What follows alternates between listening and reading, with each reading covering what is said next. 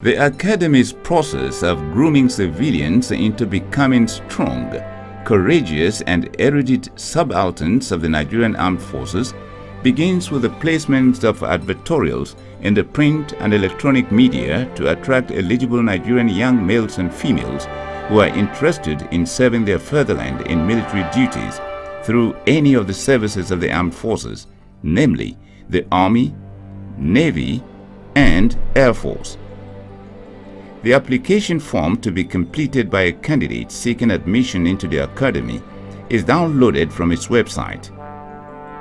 The form contains the 8 minimum qualification requirements that must be met by all candidates, both males and females. Among the requirements are that the applicant must be a Nigerian citizen. He or she must be not less than 17 years old and not above 21 years old by the 15th of October of the year when the Academy's course being applied for will commence. However, candidates applying for a commission in the Nigerian Air Force must not be older than 18 years. Minimum height requirements are 1.68 meters for male applicants and 1.50 for female. The academic qualification requirements are the same ones stipulated by the NUC for admission into conventional universities.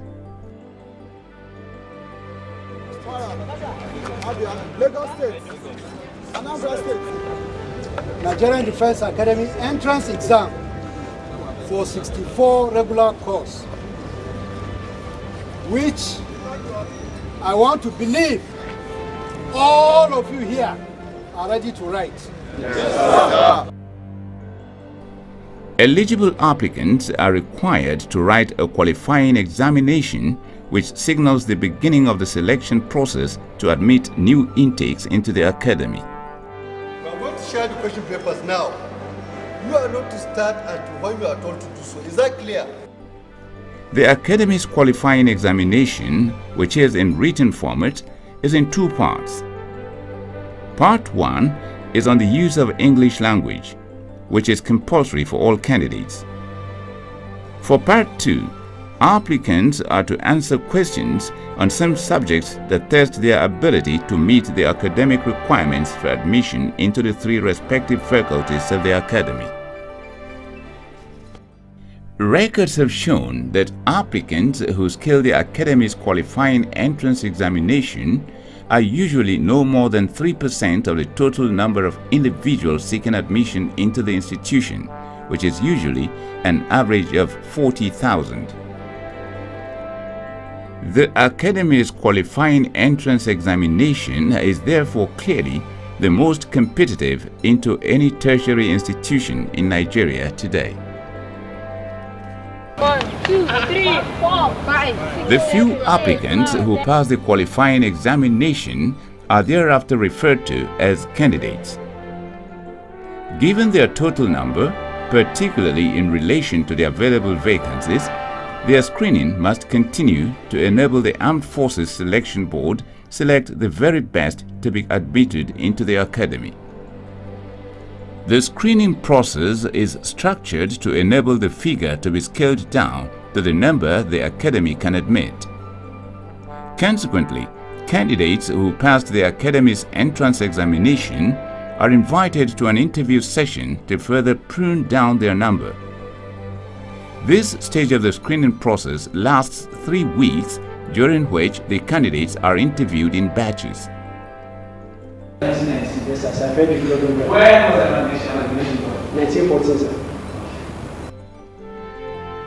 However, because the academy attracts very brilliant minds, the interview stage still leaves the institution with more qualified candidates than it can absorb. The screening process, therefore, shifts to its next gear.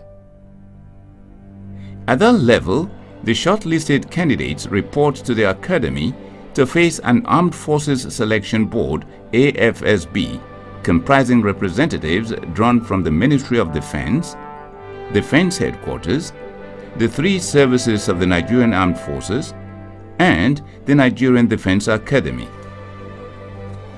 Like its entrance examination, admission into the academy is indeed highly competitive too, with the ratio being one candidate selected out of every 120 candidates screened. The AFSB screening, which lasts a number of days, is quite elaborate and is conducted in a most thorough and transparent manner. This is to ensure fairness and that only the best of the very best of the candidates who advanced to this stage secure the highly coveted admission into the academy. After the shortlisted candidates have been documented, the AFSB screening begins with the verification of their academic credentials and age. This is handled by a subcommittee of the AFSB. Candidates found to have fallen short of the minimum requirements are eliminated from the selection process. The next hurdle that shortlisted candidates must scale is a comprehensive medical test. Virtually all the parameters that are necessary to determine the true state of an individual's general health and medical condition are applied.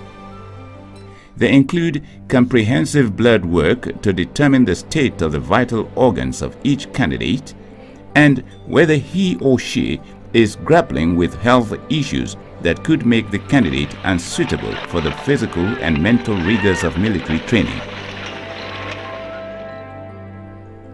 Electrocardiogram, ECG, to determine the status of the heart function of each candidate and whether his or her heart is strong enough to endure the sometimes daunting physical challenges of military training. Blood pressure check, evaluation of the state of their vision, and dental examination.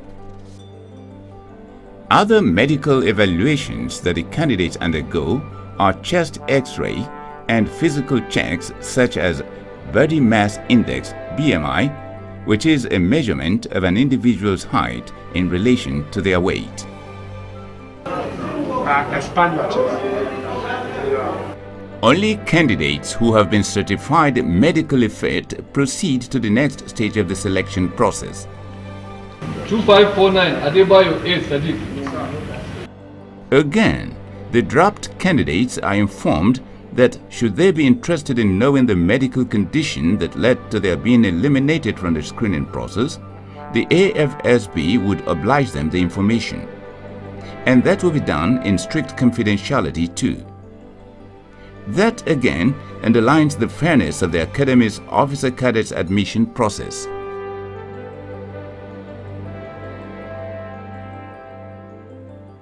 As further proof of its thorough nature, the screening process to select shortlisted candidates for admission into the Academy does not end with their medical evaluation.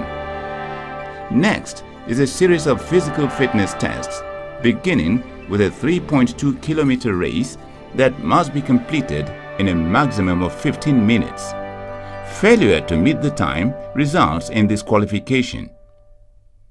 Once again, the candidates are admonished to refrain from exerting themselves beyond their respective natural limits of endurance and also made to realize the dangers of ignoring this piece of invaluable advice. Don't stretch yourself to the point at which your heart or your lungs will fail you. After they have been documented, the candidates are assembled at the starting point of the race. The 3.2-kilometer race is then flagged off at the blast of a whistle, with the female candidates given a head start as a concession to the agenda.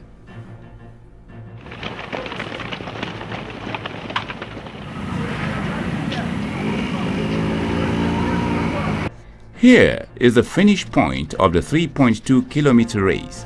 As the candidates sprint towards and into this rendezvous, military personnel manning the gates are under strict instructions to shut them on the dot of 15 minutes from the start of the race. As the expiry of the time allowed for the 3.2-kilometer race, the gate to the ground is shut, and those who failed to make it to the finish point within that limit are eliminated. For some, The pain of their near miss is too excruciating to bear.